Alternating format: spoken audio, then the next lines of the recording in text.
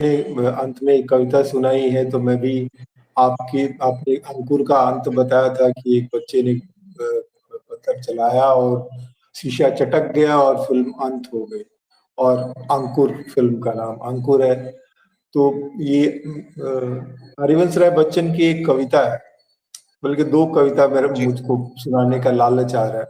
हरिवंश राय कविता जी। है कि मैं जब हवेली के सामने से गुजर मेरे पिता जब हवेली के सामने से गुजरते थे तो हाथ जोड़कर प्रणाम करते थे। मुझसे नहीं किया जाता ये सब।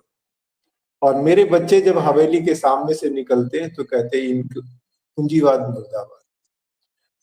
एक और निराला जी की कविता है, वो बहुत फेमस भी है कि देता हुआ बुत्ता बोला कुकुर मुत्ता, अबे सुन बे गुलाब, खून चूसा खाद का तूने असिस्ट, डाल पर इतरा रहा है कैपिटलिस्ट।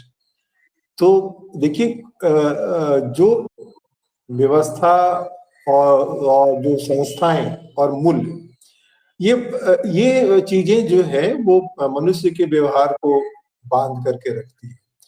और मुझे लगता है कि जो एल्विन टॉफलर ने कहा कि जो परिवर्तन की जो गति है वो आज इतनी तेज है कि आपको अपनी जगह पर खड़े रहने के लिए भी बहुत तेज भागना। और ये जो नेपाल में जो जनरेशन जी आई है, तो ये जनरेशन जी जो है इसके संबंधों का जो व्याकरण है और इसके मूल्यों की का जो समीकरण है, वो थोड़ा हमारे जमाने से अलग है। और जो संवाद की गति है वो भी थोड़ी अलग है, और इनका विस्तार भी अलग है। जो मार्शल मैक्लुहान ने कहा कि media is the extension of man. जो हमारे डिफरेंट जो ज्ञानेंद्रियां हैं, उसका उदाहरण देके उसने कहा कि रेडियो जो है कान का एक्सटेंशन है, आंख जो है, टीवी जो है आंख का एक्सटेंशन है, और तमाम तरह की।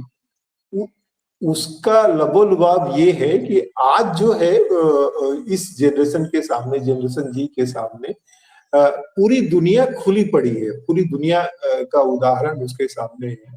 अब भले वो अल्टरनेट को लेकर के या विकल्प को लेकर के बहुत स्थिर होकर के कुछ सोच पाए या ना सोच पाए, लेकिन उसकी जो रियलिटी है या वास्तविकता है, क्योंकि आज उसके दौर में रियलिटी जो है वो कई रूपों में है। वो ऑगमेंटेड रियलिटी है, वर्चुअल रियलिटी है, एक्चुअल रियलिटी, तमाम तमाम संस्करण उसके सामने है। तो ये जनरेशन जो है चीजों को जो पढ़ चुकी, उसके सामने कौशल का, ऊर्जा का और डिस्पोजेबल एनर्जी और रिसोर्स का हमारे जनरेशन से ज्यादा उसके सामने उपलब्ध है। और इसीलिए कई बार जो है वो जनरेशन जो है वो बहुत तेज प्रतिक्रिया करता है। और कई बार जो सोशल मीडिया की जो चीजें जो चलती है, उसमें ठहर करके सोचने के लिए उसके पास वक्त नहीं होता है। तो फिर जब चीजें जो जो एक बहुत एक्सप्लोसिव कॉकटेल अगर किसी देश में मौजूद रहता है, तो एक हल्की सी चिंगारी जो है वो चीजों को भड़का देती है। अल्जीरिया में जो अल्जीरिया का उदाहरण था कि एक एक व्यक्ति ने कहा कि मैं जा रहा हूं, और उसके बाद जो है वो स्नोबॉल की तरह चीजें फैल गई। तो यहाँ नेपाल में क्या हुआ, कैसे हुआ, ये अभी आना बाकी है। लेकिन जो संकेत है उनको हमको पढ़ना और उनको बुनना बहुत जरूरी है हमारे लिए भी। क्योंकि बालेन शाह ने जो एक बात कही, जो बहुत कम उम्र के हैं और उन्होंने स्थापित पॉलिटिकल लीडर्स को बिल्कुल किनारे करके उनके खिलाफ जीत करके और नए प्रयोग किए। उसने उसने प्रयोग किए कि जो कोई इंपॉर्टेंट पॉलिसी डिसीजन मीटिंग हो रही है उसको आप ब्रॉडकास्ट कीजिए, लोगों को रियल टाइम दिखाइए, उनका फीडबैक लीजिए। ये मैंने मतलब मीडिया के माध्यम से जाना, कितना सही है अभी पुष्टि बाकी लोग बताएंगे। पर उसके बरक्स ये देखिए कि हमारे यहाँ लोकसभा टीवी था, और लोकसभा टीवी में लाइव ब्रॉडकास्ट, लाइव फीड आता था संसद का, और उसको बंद इसलिए कर दिया गया कि वहां जिस तरह से चीजें हो रही थी उससे शायद लोग घबरा गए कि लोग अगर इतना कुछ जान जाएंगे तो पता नहीं जाने आगे क्या हो। राज्यसभा में जो चीजें चल रही है उसका जो बाहर जब आया तो हम जान ही रहे हैं कि उस किस तरह की चीजें बाहर आई। और अब इलेक्शन कमीशन खुद कह रहा है कि भाई हम आपको उसको वीडियो फुटेज नहीं देंगे कि आगे अंदर क्या हुआ क्या नहीं हुआ।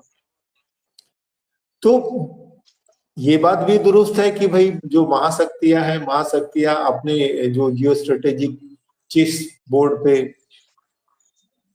कायम है, लेकिन ये बात भी उतनी ही दुरुस्त है कि दुनिया की कोई भी ताकत जो है सिर्फ मोहरे के जरिए जो है बाजी नहीं जीत पाती। वहां जो जो चीजें जो ग्राउंड पर जो होती है जिनका वो हाँ ये बात सही है कि उनके पास जो है बहुत सारे रिसोर्स, बहुत सारे इंफॉर्मेशन उनके पास डिस्पोजेबल रहते हैं। खास करके जो आपने जो 7 मैग्निफिसेंट टेक कंपनी जो कही, जो आप लगातार आपको ऑब्जर्वेशन में रखते हैं, लगातार उनके पास इंफॉर्मेशन होती है कि इनकी संपत्ति कितनी बढ़ गई, इनके बच्चे कहाँ चले गए, कौन किसके साथ मिल गया।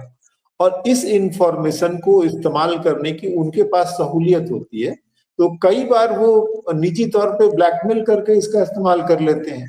और कई बार उनको लगता है कि जब वो ऐसा कर सकते हैं, रिजीम चेंज कर सकते हैं, तो पूरी दुनिया में इसके उदाहरण है, चाहे वो इजिप्ट हो, चाहे वो सेंट्रल एशिया हो, चाहे हमारे पड़ोस के देश हो।